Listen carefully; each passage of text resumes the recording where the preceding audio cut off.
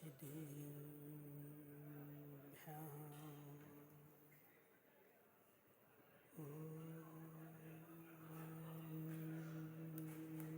नमः सिद्धिभ्यां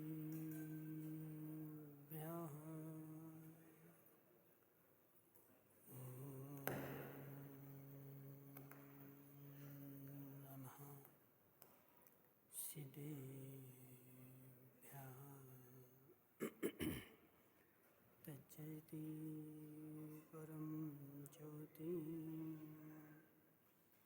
समं समस्तैरनन्तपर्यायै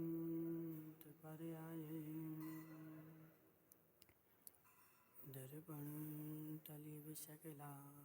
प्रतिफलति पदार्थमालिका यत्र नमो हरिहन्तारं नमो सिद्धारं नमो वायरीयारं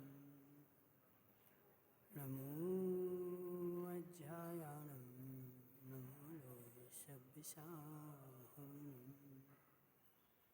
पंच परमेष्टि भगवान के अनंत अनंत सिद्धि परमेष्टि भगवान के 1008 देवादेव वास्य पूज्य भगवान के 1008 देवादेव पारसनाथ भगवान के आचार्य भगवान अमृतचंद्र स्वामी के आचार्य भगवान विद्यासागर जी महाराज के आचार्य भगवान विशुद्ध सागर जी महाराज के आचार्य भगवान विभव सागर जी महाराज के बोलो प्रभु जी शुद्ध सागर जी महाराज की, बोलो सुंदर जी महाराज की, बोलो मुनि संत की। मनुष्य तीर्थंकर भगवान की दिव्य देशना शादवाद वाणी जयवंत आचार्य भगवान अमृतचंद्र स्वामी ज्ञान का स्वरूप बताते हुए समझा रहे हैं कि हे जीव, संसार में यदि कहीं सुख है तो ज्ञान में है। यदि संसार की कोई सबसे दुर्लभ वस्तु है तो वह ज्ञान है। सारी वस्तुओं को प्राप्त कर लेना सुलभ है, एक भी संसार में ऐसी वस्तु नहीं जिसको हम प्राप्त ना कर सकें। सब कुछ प्राप्त किया जा सकता है, लेकिन दुर्लभ है संसार में एक यथार्थ ज्ञान है। सारी वस्तुओं को सुनो अजित भाई, पंच परावर्तन किया मैंने, तीनों लोकों की सारी वस्तुओं को अनंत बार भोगा, अनंत बार मेरे उपयोग में आई, लेकिन आज तक मैंने किसी को नहीं भोगा। तो वह है यथार्थ ज्ञान, सम्यक ज्ञान। सम्यक ज्ञान को मैंने आज तक एक भी बार नहीं भोगा और सारी वस्तुओं को अनंत बार भोग लिया। जो जीव एक बार सम्यक ज्ञान को भोग लेगा उसको अनंत वस्तुओं को नहीं भोगना पड़ेगा। ऐसा सम्यक ज्ञान अल्पेश भाई सबसे ज़्यादा दुर्लभ कोई वस्तु है, आज तक हम किसको दुर्लभ मानते आए? सेठ जी साहब, क्या दुर्लभ है? पैसा दुर्लभ है, सोना चांदी दुर्लभ है। इस पैसे के पीछे मैंने रात दिन एक किए कि इससे ज़्यादा कोई दुर्लभ वस्तु है ही नहीं, और उसी को कमाने में लगे रहे।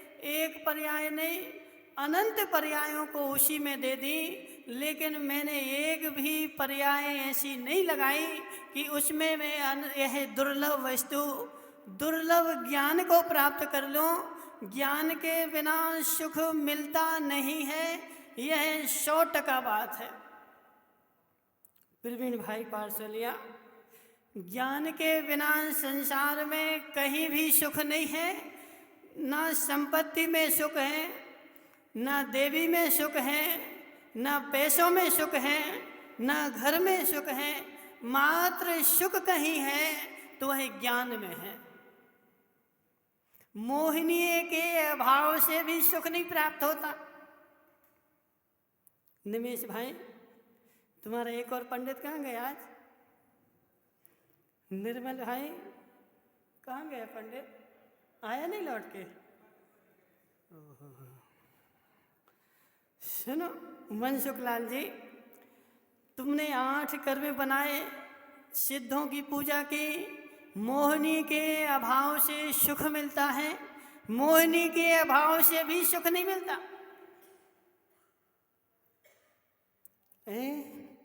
मोहिनी के अभाव से ही सुख नहीं मिलता।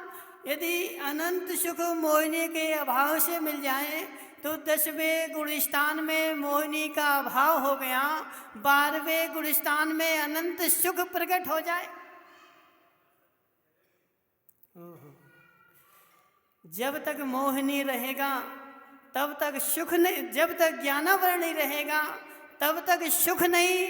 दुख तो किसी ने दिया है तो मात्र मेरे अज्ञान ने मुझे दुख दिया है, और जब तक ज्ञान पर आवरण है तब तक मैं दुखी हूँ, और जब तक ज्ञान तक उजागर नहीं हो रहा है तब तक मैं दुखी ही रहूँगा।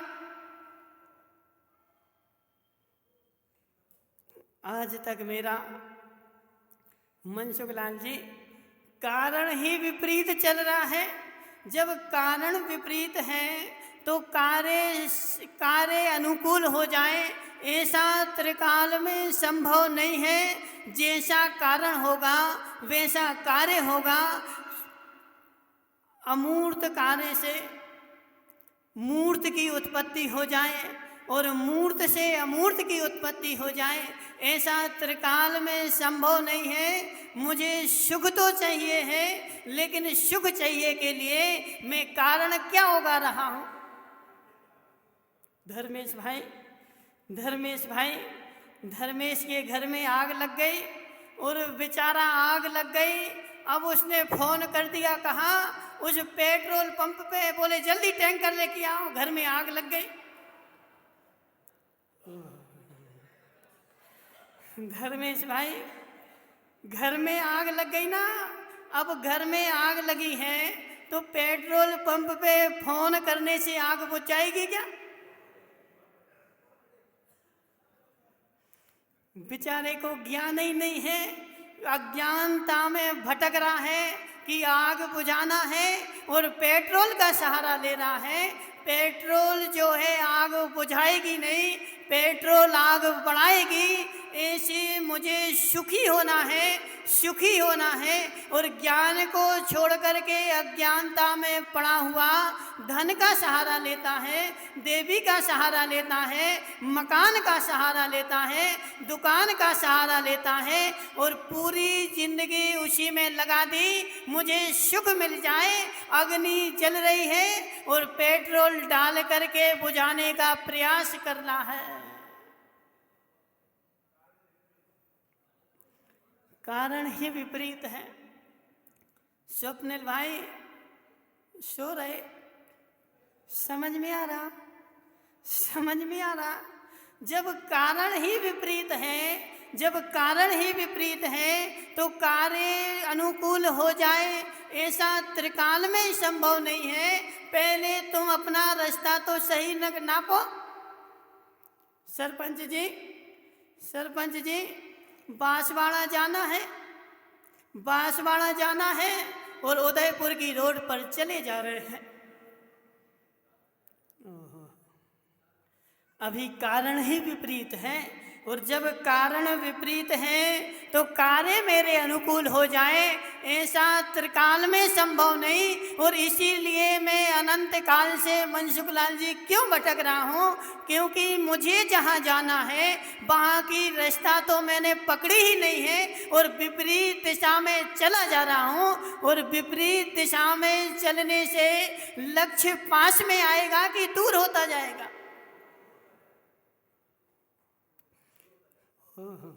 सुनो तो सेठ जी साहब कितने होशियार है। कौन? निमेश पंडित जी कितना होशियार बेचारा। रोड पे गया, वहाँ लिखा था बांसवाड़ा 30 किलोमीटर और 30 किलोमीटर लिखा था। सो उसने प्रतापगढ़ की रास्ता नाप ली और चला जा रहा है। फिर आगे आया, बोले बांसवाड़ा 31 किलोमीटर है, बांसवाड़ा आने वाला है। और उस रास्ते पे बेचारा चला जा रहा है और चलते चलते सोच रहा है कि मैं तो बांसवाड़ा जा रहा हूँ। निमेश भाई अभी रास्ता तो देखो कि पहले 30 लिखा था, अब 31 लिखा आ गया। अब जब 31 लिखा आया तो मैं नजदीक गया कि मैं पास में चला गया। ओहो, बेचारा भटकता भगवान। कौन? मनसुख लाल जी। देखो अच्छे अच्छे शब्दों का प्रयोग करना चाहिए। बेचारा भटकता भगवान, बांसवाड़ा लिखे हुए पर तो उसकी दृष्टि है, लेकिन नीचे जो संख्या लिखी है उसके ऊपर दृष्टि ही नहीं है। जितनी विपरीत दिशा में जाएगा उतना मेरा लक्ष्य दूर होता जाएगा। मुझे मोक्ष जाना है, मुझे सुख चाहिए है, और सुख चाहिए के लिए सहारा ले रहा है धन संपत्ति की, अज्ञान भाव की, जबकि उसमें सुख है ही नहीं। सुख कहीं है तो वह ज्ञान में है। अजित भाई देखो, व्याप्ति बनाओ ना, व्याप्ति बनाओ ना। जब व्याप्ति बनाओ, व्याप्ति में तर्क लगाओ, तर्क से अनुमान सिद्ध हो जाए तो कार्य की सिद्धि होगी। अभी तुम्हारी व्याप्ति ही गलत है। जहां जहां धन होगा वहां वहां सुख होगा, जहां जहां सुख होगा वहां वहां धन होगा। निमेश भाई, इसको बोलते हैं व्याप्ति। तुमने तो पढ़ी होगी ना, जहां जहां सुख होगा वहां वहां धन होगा, और जहां जहां धन होगा वहां वहां सुख होगा। लक्ष्य की प्राप्ति के लिए प्रवीण भाई पारसोलिया सुनो, लक्ष्य की प्राप्ति के लिए सर्वप्रथम व्याप्ति बनाई जाती है। व्याप्ति के ज्ञान के लिए तर्क लाया जाता है, और तर्क की पूर्ति के लिए अनुमान लगाया जाता है। जब तुम्हारी व्याप्ति सही बनेगी तभी तुम्हारा तर्क लगेगा, और जब तर्क लगेगा तब अनुमान सिद्ध होगा। अभी व्याप्ति में ही खोट है। अजित भाई, नहीं पढ़ी तुमने ये चीजें? पढ़ी हैं? पोथियां पढ़ी है ना। सुनो, जहां जहां ज्ञान होगा वहां वहां सुख होगा, और जहां जहां सुख होगा वहां वहां सुनो, जहां जहां सुख होगा वहां वहां ज्ञान होगा, जहां जहां ज्ञान होगा वहां वहां सुख होगा। एक व्याप्ति ऐसी बनाई और एक व्याप्ति ऐसी बनाई कि जहां जहां धन होगा वहां वहां सुख होगा, और जहां जहां सुख होगा वहां वहां धन होगा।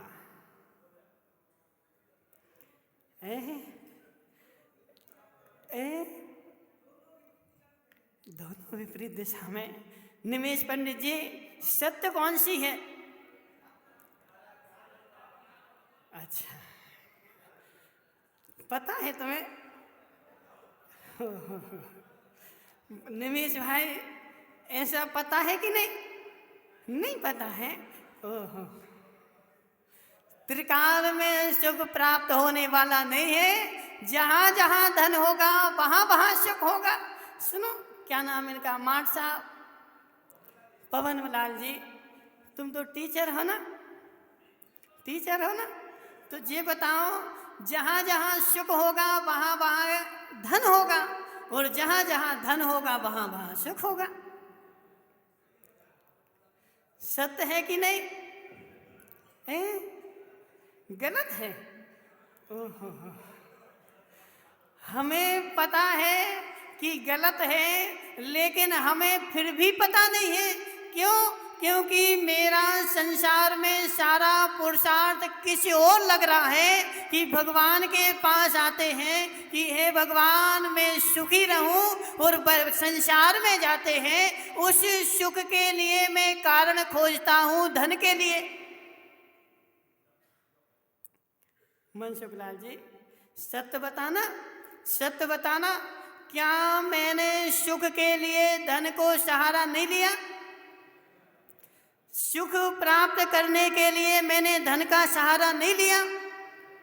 एक बार नहीं, एक बार नहीं, अनंत पर्यायों में अनंत बार मैंने सुख प्राप्त करने के लिए किसी का सहारा लिया तो वह धन है, लेकिन वहाँ धन में सुख था ही नहीं, तुम्हारी व्याप्ति ही गलत थी। और जब व्याप्ति गलत थी तो तर्क लगने वाला है नहीं। अनंत काल से मैंने सुख के लिए धन का सहारा लिया, लेकिन वह धन मुझे किंचित मात्र भी सुख नहीं दे पाया। उस पेट्रोल ने मेरे घर की आग किंचित मात्र भी नहीं बुझा पाई, मात्र बढ़ती ही बढ़ती गई। एक भी पर्याय में मैंने सुख प्राप्त करने के लिए ज्ञान का सहारा नहीं लिया। भानु भाई भान करो जरा, भानु भाई भान करो जरा, इस सम्यक तत्व का ज्ञान हुए बिना संसार किंचित मात्र भी कम होने वाला नहीं है। तुम कितने ही धर्म कर लो, कितने ही ज्ञान कर लो, कितने कुछ भी कर लो, लेकिन जब तक यथार्थ ज्ञान नहीं होगा संसार का किंचित मात्र भी कम होने वाला नहीं है।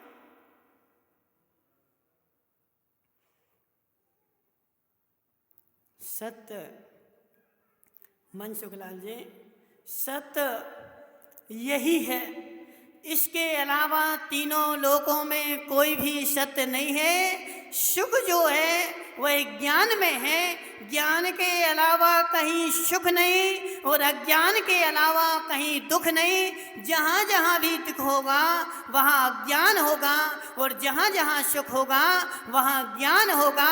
केवली भगवान को भी सुख मिला तो कहाँ, जब ज्ञानावरण का पूर्ण क्षय हो गया तभी उनको अनंत सुख मिला। मोहिनी के क्षय से अनंत सुख नहीं मिला। श्रीपाल जी मिथ्या मान्यता उनकी चौथे में छूट गई थी और सारा मोहिनी 10वें में चला गया, लेकिन फिर भी हमने 12वें गुलिस्तान में उनको अनंत सुखी नहीं बोला, अनंत सुखी कहीं बोला तो वह 13वें गुलिस्तान में, जब वो ज्ञानावरणी भी अभाव हो गया। क्योंकि मोहिनी के अभाव से अनंत सुख प्रकट तो हो सकता है, लेकिन उस अनंत सुख को भोगेगा कौन? अजित भाई, मोहिनी के अभाव से अनंत सुख प्रकट हो सकता है, लेकिन उस अनंत सुख को भोगेगा कौन?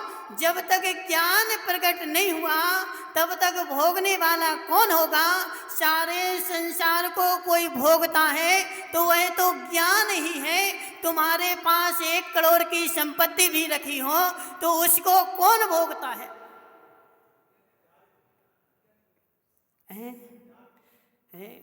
धम्मू भाई क्या सोच रहे समझना। निमेश पंडित जी, 2 बच्चे लड़ने लगे, किसके लिए समझना। अजित लाला बच्चे लड़ने लगे, एक खिलौना 2 बच्चे, हमें चाहिए। दोनों बच्चे लड़ रहे हैं एक खिलौने के लिए, और दोनों बच्चों को जब नींद आ गई तो वह खिलौना भी डला है और वह खिलौने के पीछे नींद आ गई। अब क्यों नहीं लड़ रहे हैं? और सुनो, अभी नींद आई फिर भी खिलौना पड़ा है। 4 दिन 8 दिन हो जाने देना, वह खिलौना भी पड़ा रहेगा, फिर भी नहीं लड़ेंगे। क्या खिलौने के कारण दुखी है? रितेश हितेश मुंगाड़िया, खिलौने के कारण दुखी है? नहीं। अपनी ज्ञान में जो कल्पना बना ली, मुझे खिलौना चाहिए, वह जो इच्छा बन गई ज्ञान में, वह उनको दुखी बनाए हुए हैं। ऐसे हमने आज तक 1 रुपया भी नहीं भोगा। पदम भाई बोलो ना, बोलो ना।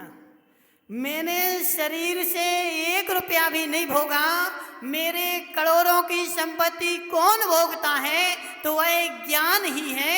जो ज्ञान अज्ञान रूप में चला गया वह करोड़ों का भोक्ता बना हुआ है, और वही अज्ञान यदि ज्ञान बन जाए तो वह करोड़ों भी रखे रहेंगे, वह उसका भोक्ता नहीं है। ज्ञान ही भोगता है, ज्ञान ही दुर्गति कराता है। कौन?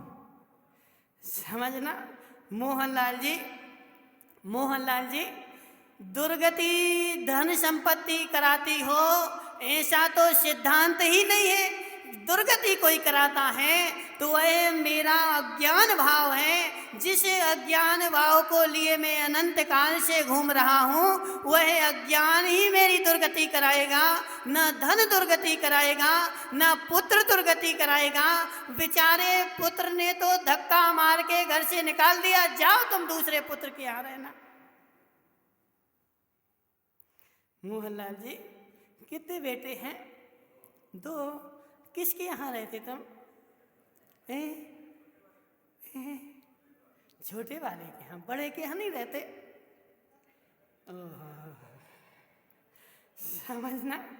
समझना मोहनलाल जी, बड़े पुत्र ने धक्का मार के निकाल दिया, निकलो हमारे घर से, तुम्हारा इस घर में कुछ नहीं है, यहाँ तुम्हें रोटी भी नहीं मिलेगी, निकल जाओ मेरे घर से।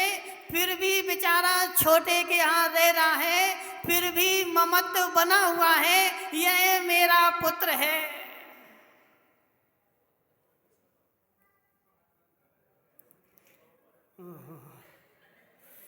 फिर भी सुनना क्या भानु भाई, देखो वहाँ नहीं सुनो, यहाँ सुनो, वहाँ बाद में चर्चा करना। एक पुत्र ने धक्का मार के निकाल दिया, तुम्हारा इस घर में कुछ भी नहीं है, तुम इस घर में आना नहीं, तुम्हें 2 रोटी भी नहीं मिलेगी। बेचारा दूसरे के यहाँ रह रहा है, लेकिन फिर भी दूसरे पुत्र के ऊपर वह दूसरा पुत्र घर खरीदे पहले पहुंच जाएगा। यह मेरे बेटे का घर है, यह मेरा बेटा है। और कोई कुछ कहे तो लड़ने भी बैठ जाएगा। और पुत्र जबकि उस घर में तुम्हें 2 इंच भी जगह देने वाला नहीं है कि 2 इंच जगह दे दे कि तुम इसमें बैठ जाना, फिर भी बेचारे का जो संकल्प है ना, जो ममत्व भाव है कि यह मेरे बेटे का घर है, वह नहीं छूट रहा है, वह ज्ञान में बना हुआ है। उस घर में तुम्हारा 1 इंच भी हिस्सा नहीं है। अजित भाई, उस घर में 1 इंच भी हिस्सा नहीं है। तुम रोड पे डले रहना, भले डले रहना, लेकिन वह पुत्र तुमसे कहने वाला नहीं है कि तुम मेरे घर में रहने लगो। फिर भी बेचारा भोग रहा है ज्ञान से कि मेरे बेटे का घर है, और भोग करके कर्म का बंद कर रहा है। उसमें ममत्व है, उसमें संकल्प है, वह परिग्रह है। वह घर परिग्रह नहीं, उसका ज्ञान अज्ञान ही परिग्रह है। घोर अज्ञानता। गांधी जी सुनो जरा, कितनी घोर अज्ञानता अनादिकाल से पड़ी हुई है कि आज तक वह यथार्थ ज्ञान तो पाया ही नहीं, मिला ही नहीं। जिस वस्तु में सुनना, जिसमें मेरा अधिकार है, जिसमें मैं रहता हूँ, जिसको मैं भोगूंगा, मात्र उसमें ही संकल्प ममत्व नहीं है, उसी को ही अपना नहीं माने जो मेरा नहीं भी है। देखो, बंद ऐसे ही नहीं होता जितना घर में रखा, बंद इतना ही नहीं होता जितना घर में रखा। बंद तो जहाँ जहाँ संकल्प है, जहाँ जहाँ संकल्प मतलब अज्ञान भाव। अहमेदम संकल्पम ममेदम विकल्पम। आचार्य भगवान कुंद स्वामी समयसार जी में कहते हैं कि कोई संसार का कारण है तो वह संकल्प विकल्प ही है, और संकल्प विकल्प जो है वही अज्ञान भाव है। जब तक अज्ञान तब तक संकल्प विकल्प, और जब ज्ञान तो संकल्प विकल्प चले गए, फिर किंचित मात्र भी नहीं। इसलिए संकल्प विकल्प ऐसा बना हुआ है कि तुम्हारी संपत्ति, निमेश भाई, देखो अब हम तो बता देंगे, तुम्हें बुरा लगे अच्छे से लगे। तुम्हारी संपत्ति तुम्हारे घर में लगी रखी है, क्या वह संपत्ति ही तुम्हें मात्र कर्म बंद कराएगी? जितना जितना विकल्प बनाए हुए हैं, जितना जितना संकल्प बनाए हुए हैं, उतना उतना तुम्हें कर्म का बंध होगा। निमेश पंडित जी, तुम्हारे पिता के भाई के लड़के की बहू के भाई का पुत्र कौन? कौन? निमेश भाई कौन? जानते हो तुम उसको? क्या वो तुम्हें कर्म का बंध करा रहा कि नहीं? सुनो मनसुखलाल जी, कौन? निमेश पंडित जी को, निमेश पंडित जी के पिता के भाई का पुत्र की बहू के लड़के का लड़का भी कर्मबंध करा रहा, जबकि उसको ये जानते ही नहीं। नहीं जानते तो कैसे कर्मबंध करा रहा? यदि वह किसी पोस्ट पे बन जाए, वह विधायक बन जाए, वह कलेक्टर बन जाए, निमेश पंडित जी पूरे नगर में ढिंढोरा पीटेंगे कि मेरे भाई के पुत्र का वहाँ का को है। सुनो सुनो सेठ जी साहब, जबकि वह तुम्हें एक रोटी का एक गिलास भी देने वाला नहीं है, फिर भी मैं अज्ञान दशा में बेचारा उसका भी कर्म बंद कर रहा हूं।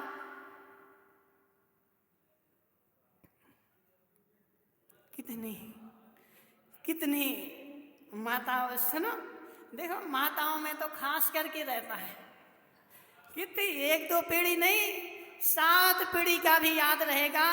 मेरे 7 पीढ़ी में भी यदि कोई कुछ बन जाए तो मेरा वह है, पूरे नगर में ढिंढोरा पीटेंगे।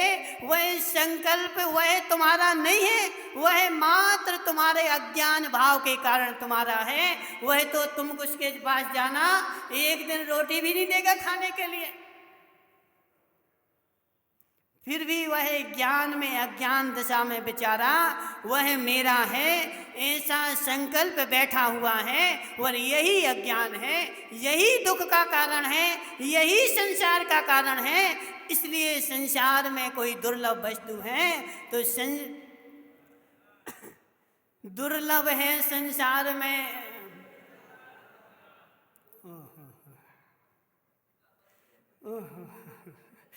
अजित भाई इस तत्व को समझो, इस तत्व को समझो।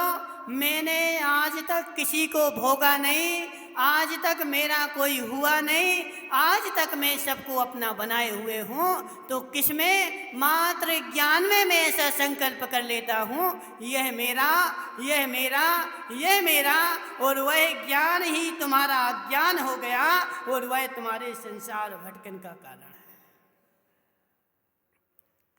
संसार में पवन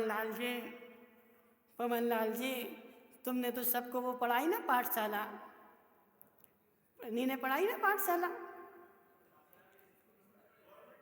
अच्छा, गवर्नमेंट में पढ़ाते थे। सुनो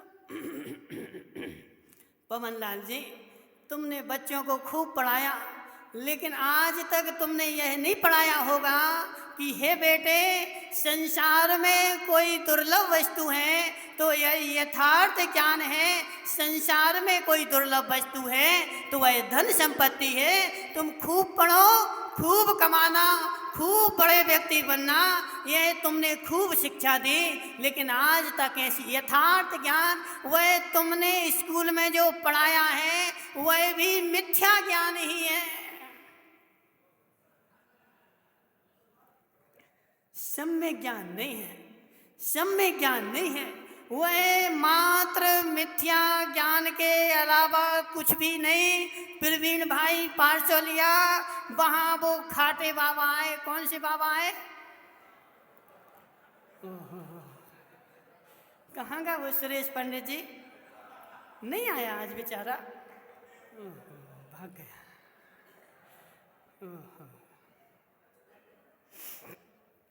देखो तो जरा राजमल जी, राजमल मुगाड़ियाँ सुनाई दे रहा? तेरा सुनाई। मैंने अनंत पर्यायों में अनंत बार सुख भी खोजा, तो कहाँ? बोले चलो वहाँ नाच गाना हो रहा है, वहाँ चलेंगे। क्या? बोले मजा आएगा। कहाँ मजा आएगा? कहाँ मजा आएगा? जहाँ नाच गाना हो रहा है, नाटक नौटंकी चल रही है, जहाँ बाजे बज रहे हैं, मैं वहाँ दौड़ दौड़ करके गया। क्यों? बोले मजा आएगा। मैंने मजा भी खोजा तो कहाँ? उस नाटक नौटंकी में।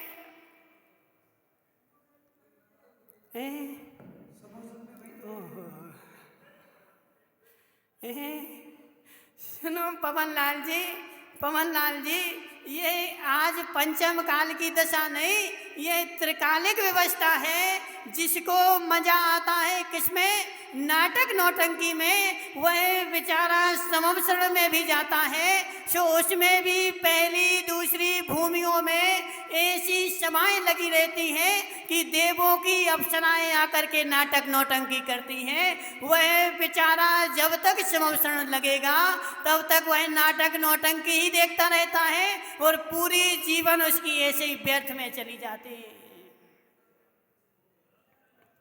श्रीपाल जी, श्रीपाल जी, क्या करें, क्या करें? यह उसका बेचारे का दोष नहीं है, उसके अंदर में अज्ञान भाव, घोर अज्ञान। धर्मेश भाई सुनो, घोर अज्ञान बैठा हुआ है और वह घोर अज्ञान जो है वह सम्यक ज्ञान को नहीं करने दे रहा है, और सम्यक ज्ञान को नहीं करने के कारण बेचारा पूरे जीवन भर धर्म धन के पीछे पीछे घूमता रहता है, धन के पीछे पीछे घूमता रहता है कि इस धन में से सुख आ जाएगा और मैं सुखी हो जाऊंगा, और उसी धन के नीचे दब करके बेचारा मर जाता है। ना उसको धन मिलता है ना सुख मिलता है। ऐसा घोर अज्ञान इस संसार में। कीर्तेश के पिताजी, कीर्तेश के पिताजी, तुम्हारी गलती नहीं है। देखो तुम्हारी गलती नहीं है। उस धन के पीछे बेचारा देश भी छोड़ देगा, धर्म भी छोड़ देगा, राष्ट्र भी छोड़ देगा, और दूसरे उनको टोपी वालों के पीछे बेचारा काम करेगा पूरी जिंदगी भर। बोले क्यों? धन मिल जाए, धन मिल जाएगा तो मैं सुखी हो जाऊंगा। पहले निर्णय तो करो, निर्णय तो करो हितेश मुंगाड़िया, निर्णय तो करो। बेचारा जिंदगी भर कुआं खोदा बेचारे ने, और कुआं खोदते खोदते पूरी जिंदगी चली गई, एक बूंद पानी नहीं निकला। क्यों? क्योंकि पहले निर्णय नहीं करवाया था कि यहाँ पानी है कि नहीं। अपने मन से बेचारा खोदने बैठ गया, पूरे जिंदगी भर खोटा, 1000 फुट खुद गया, बूंद पानी नहीं निकला। धर्मेश भाई, धर्मेश भाई, क्यों नहीं निकला पानी?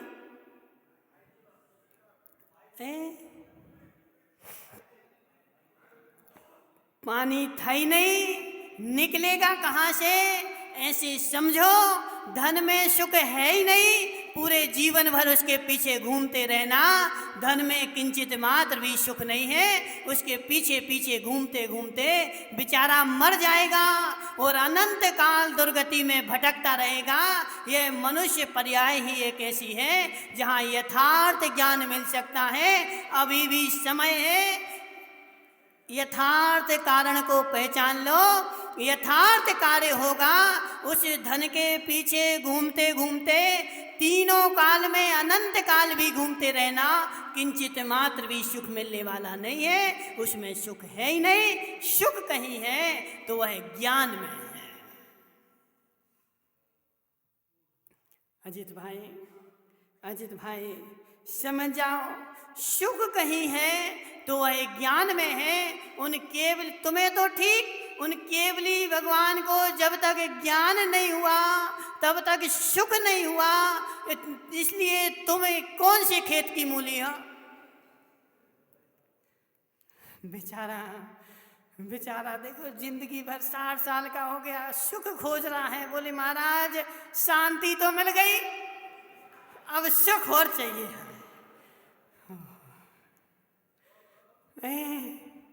शांति मिल गई, सुख और मिल जाए तो ना घर में शांति है ना घर में सुख है। सुख कहीं है तो वह ज्ञान में है।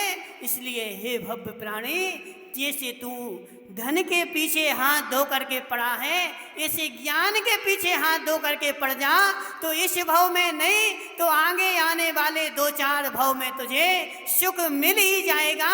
लेकिन धन के पीछे पड़ा रहेगा, अनंत काल निकल जाएंगे लेकिन किंचित मात्र भी सुख नहीं मिलेगा, क्योंकि उसमें सुख है ही नहीं। सच्चा सुख है तो ज्ञान में है। इसलिए ज्ञान की प्राप्ति का उपाय करो, वहीं से सुख मिलेगा। बोले शांतिनाथ भगवान की। पवन नदी सुना, बहुत इकट्ठा मत करो। आज जन्मदिन है, भगवान की बेटी बन रही है, उसमें त्याग दो, नहीं तो बड़ा यहाँ रह जाएगा, मुंह फट जाएगा, पता ही नहीं चलेगा।